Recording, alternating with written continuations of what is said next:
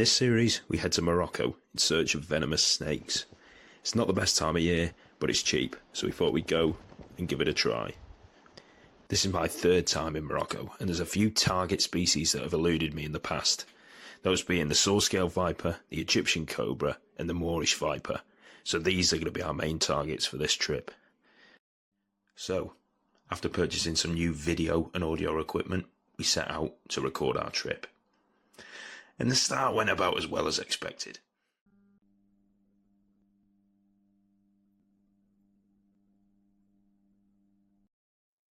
After figuring out what was wrong with the microphone, we managed to provide some David Attenborough level commentary. It's cold, isn't it?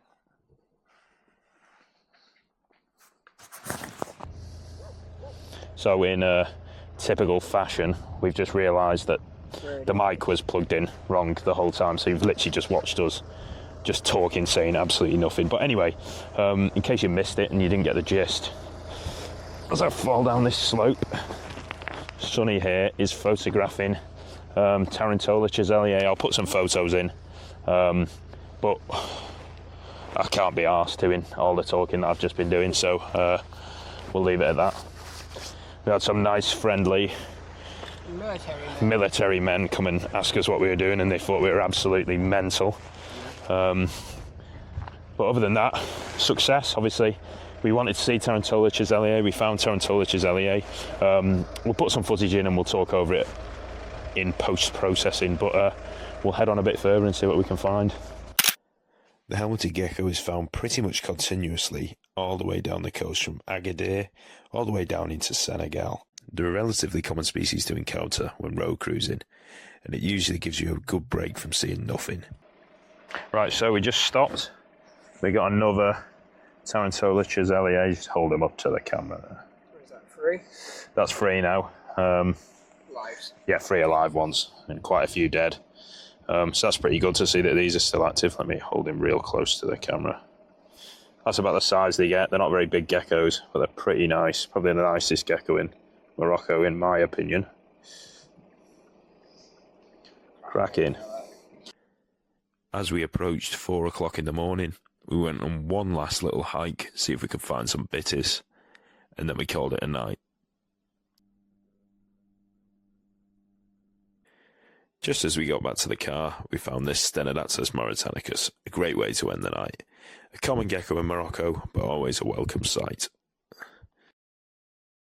It's the end of the night, we're just wrapping up. The lads are in there. I'll see if I can get a bit of a sneaky video of them. Hopefully they're not naked. So we're just crashing out for the night tonight. Heading to Western Sahara tomorrow in the hope of Cerastes or Cerastes vipera, and some other cool desert species, so some nice gecko species as well. So hopefully we can get you onto them tonight. It's not too cold anymore. I thought it was going to be freezing out here, so I packed my down quilt and everything. I'm wearing merino, but it's actually pretty mild. So catch you up in the morning. Right. What a terrible night's sleep we've all had. It's freezing. It's absolutely freezing. Look at this. I don't know if you can see that. Completely deflated. That's going in the bin. Just a load of rocks I've slept on. But it's pretty cool landscape. It's a nice place to wake up. It is a nice place to wake up. But yeah, we're gonna... What's assistant there? We're gonna get cracking, I think, probably. Get some bread and some cheese for breakfast. Oh, I'm freezing. Oh, I was literally just saying before on the camera that I was wearing too many layers and I've had to put a down jacket on. I was that cold. So we literally slept there. Thought we'd come and check this cistern. And there's a little skink down there, so we're going to nip down, get it out, and then go get some breakfast. So we're inside, obviously taking a quick look around. There's nothing else that I can see, but the little skink's over here. Just double check what it is. Oh, nice. Quite a long one. Down there. Pop him in a bag and take him up. Would be good to know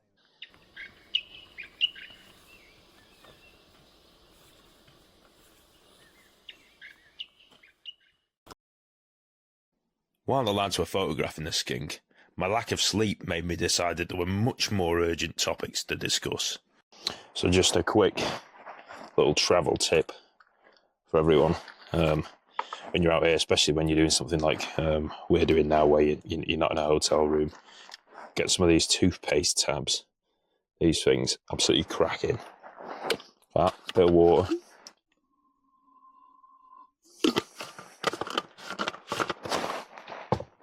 With fluoride, whatever that means. Minty. Mini toothbrush, cut in half. Why do you need that extra bit? Then you get cracking. Well, that's really not working, it's just staying as a solid tablet. What are these ones?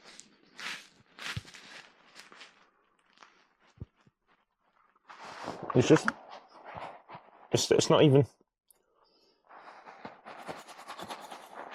What is going on? Are you meant to just eat these? Usually they make a bit of toothpaste in your mouth.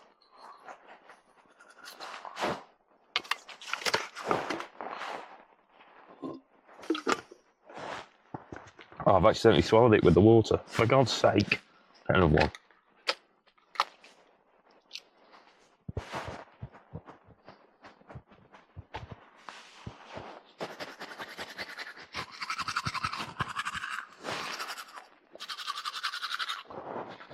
You're meant to chew them. You chew them and then you brush. Real. Well, I left the car and it didn't smell like shit. Maybe it's you then as you left. Right, so we're heading off from our lovely campsite. I mean, lovely is it's a pretty campsite. Yeah, it was pretty. There it is. The sun's breaking through. Look at that. Looks like a scene from Jerusalem. So This is the baby Jesus. we're going to head down to Samara, Western Sahara today. We're going to see Cerastes. We're not even going to try. We're going to see them. It's guaranteed. And that's the plan. And we're going to head back up. We're staying in Alawatia, if that's how you say it, near Tantan. And we're going to spend a bit of time at night looking for Bitis and Naya again. But we had a pretty successul night last night. Not with the filming. The filming was terrible. But we found what? 3 species. 4 species, and loads of Tarantulus chazalier, which is one of our main targets, so that's pretty good. There you go, we're starting the day off, like after, what, 5 minutes of being awake, we found a skink? Oh yeah, 5 minutes of being awake.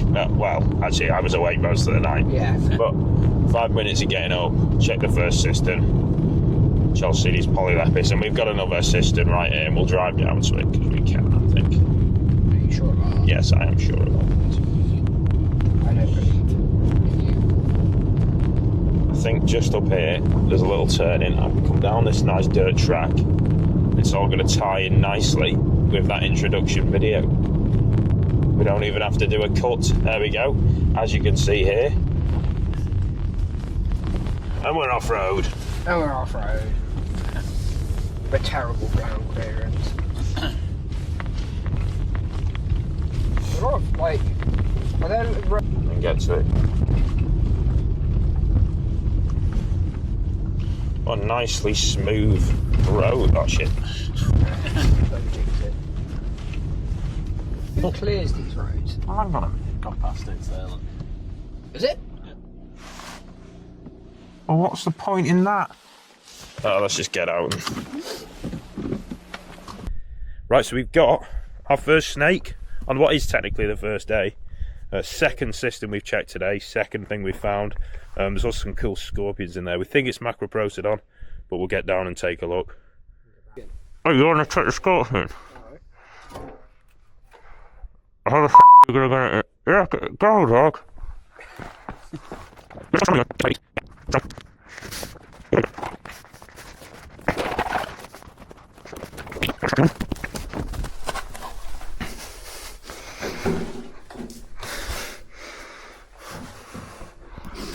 Right, so we're down. There's so many June beetles down here. Right, let's take a look. So it was there.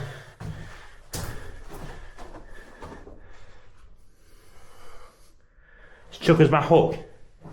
Can't really tell what it is. I don't want to just touch it. Yeah.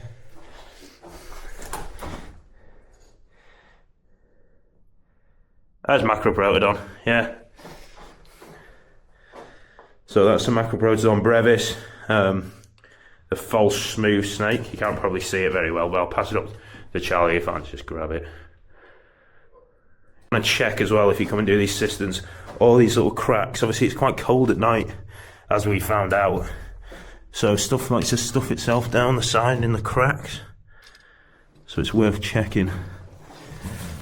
But nothing else, right? We'll get the scorpion out and then we'll skedaddle. Right, so this is our first snake of the trip. It's Macroprotodon brevis. There's 3 subspecies Macroprotodon. The one endemic to Morocco is Macroprotodon brevis. This is about maximum size. They get a little bit bigger. They're not a big snake, but they're really common in these sort of arid regions. You find them all over Morocco, really. But they're really morphologically different. So you get individuals with black heads. You get individuals like this one with no black markings really at all. This one's really defensive. So hopefully we've saved a life, or his life, and we can move him on. But look at him, he's a pretty angry little bugger.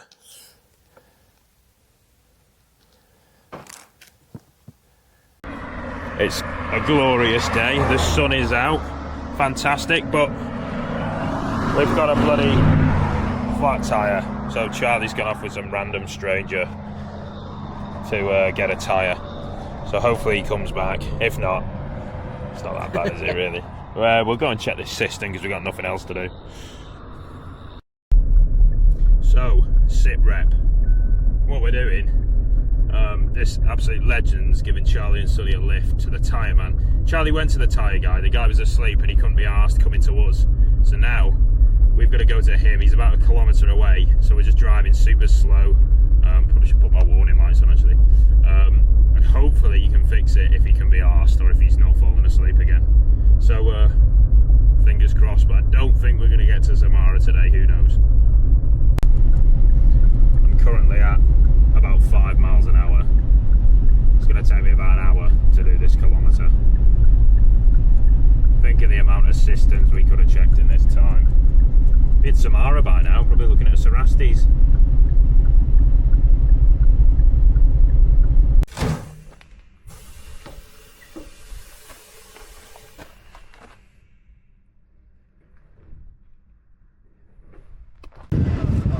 We're back on the road. We've fixed it. Well, we haven't fixed it. We've done absolutely nothing. Some absolute legend. Asim. Was that his name? Yeah, Asim. What a guy. If you're watching this, which you won't be. Thank you. We offered him some money. He didn't want to take it. Yeah, what a guy. The human aspect, the spontaneity of just being like, it's fine, I'll just do it. He literally just took an hour out. Pulled over at the side of the road. Drove you there, drove you back. Yeah. Drove Sonny and all our stuff there. Mental. Yeah. And then he was in the car, but he told me after, he was like, I just had to call my boss and him I wasn't going to be in on time. I was just like, what? Yeah. What imagine doing that in the UK. Ridiculous. Instantly lose your job. Yeah, you would. Anyway, Sahara is still on. The tyre's holding for now. We're good to go. We just need to keep an eye on it. But... yeah, we do.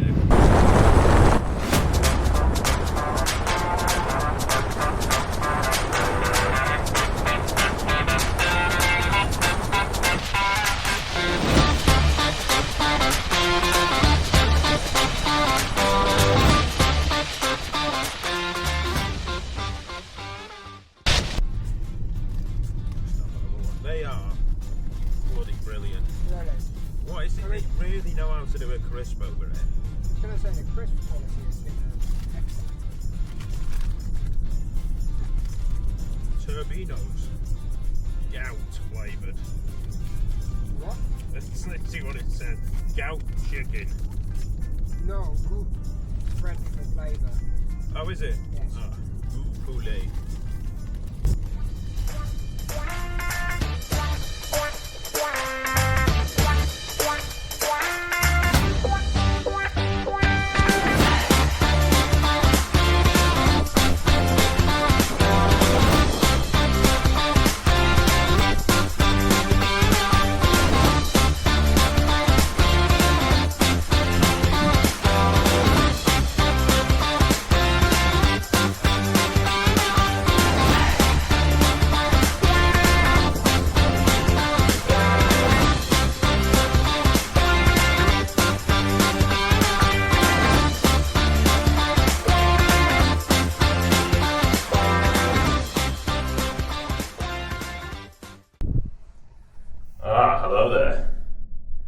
So, we've got two, well there's actually loads of the buggers.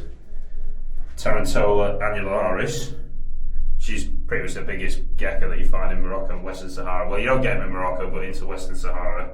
Call them annularis because of these white spots. Annularis means white circles, or just circles, I think, in Latin. He's a pretty nasty bugger.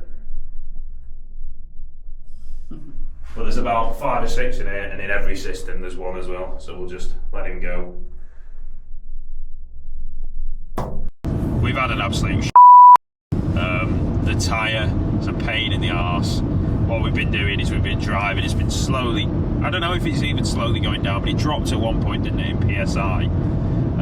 So we tried to pump it up, well I tried to pump it up, With and the pump proceeded to deflate the tyre even more. So then we had to go get it pumped up at a garage thing. It didn't really work very well. So now we're just going to head back and do a bit of road cruising and then just get it sorted in the morning rather than get stranded in Samara. But we didn't really see anything, did we? Saw Tarantola annularis, which is a tick. We want to see Cerastes, and we do have a chance to see that in Assa and a few other places, so we can try. But now we go for cobras and bitties and for bitties. And food. Oh, and for what? Food. And for food. Oh, And food. a shower. Food and a shower, and a boedon, the house snake. That'd be cracking. Right, cracking. That's what we're going to get. Those 3 snakes tonight. And a toad. Oh, and a toad. Sorry, yeah, toad. Sorry, it's toad.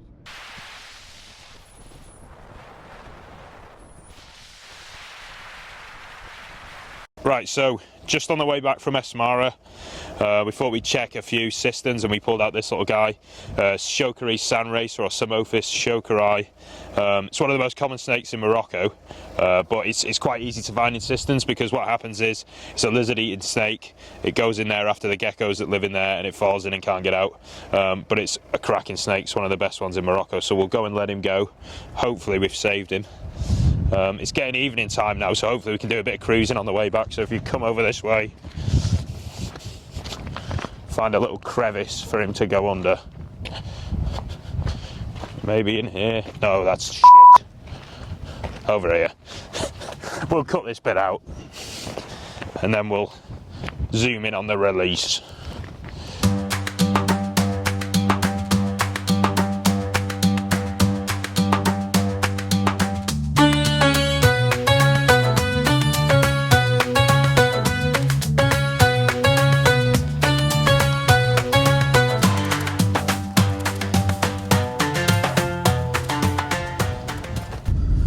So we've eaten. We had a cracking hearty meal, and then we're out doing a bit of cruising again. So we'll just go over the basics, basically of what we're trying to do. Essentially, just trying to find nocturnal snakes for the most part, but you find all sorts of other herps. Oh no, toads. We're looking for toads as well. What you do is cruise at a relatively low speed. You can go fast if you want. It depends on how good you are at picking things out. I'm pretty bad, so I'll run over stuff. So I go pretty slow. At the minute I'm going 38 kilometers an hour. I can push that a little bit faster, but if you go too fast, you're just going to miss stuff, especially smaller things at the side of the road.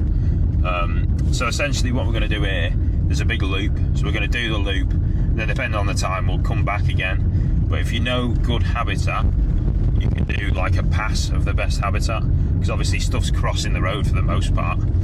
So if you do 10, 15 minutes in one direction, or even an hour in one direction if you want, and then just come back and keep doing that, that's another way to do it. Or if you don't know the area, just drive the roads, and then if you start finding roadkill or alive animals, maybe you can go over the same stretch. But for now, we don't really know this that well, so we're just going to go to the end and back. So hopefully we find something.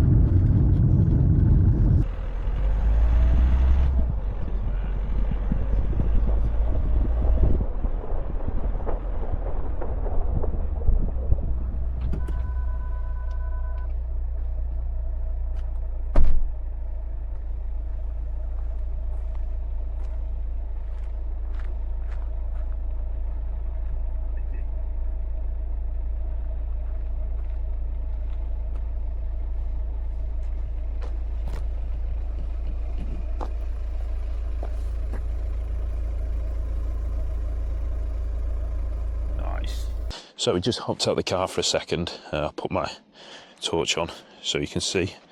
For some reason that's not working. There we go. Right, so hopped out the car just to come and check out this area. Obviously we've got a really sandy area. The rest of this is sort of like euphorbia, cactus, rockier desert thing, but obviously got this soft sand now. It's perfect for tracking snakes. So if you can see their movements obviously through the stand easily. It's most famous for tracking Cerastes. Obviously Cerastes leave that typical sidewinding locomotion pattern in the ground. I don't believe there's Cerastes at this site. It's obviously the sea's literally right there. I think Cerastes or Cerastes vipera don't occur here either, but I may be wrong. But there's certainly Bitis, there's certainly Naya. It's also really good for Boedon fugilinosus, the house snake. So it'd be nice to find one of those too. But just to see if there's any action, we've got June beetle tracks there as well. See what we can see. The other guys have just shot off the other side of the car. I thought I'd come this way, so I'm not annoying them, just talking to myself.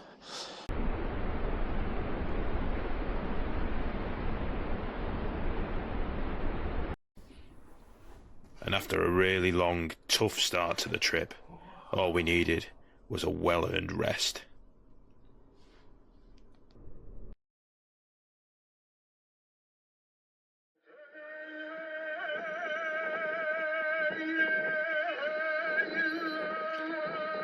Oh, for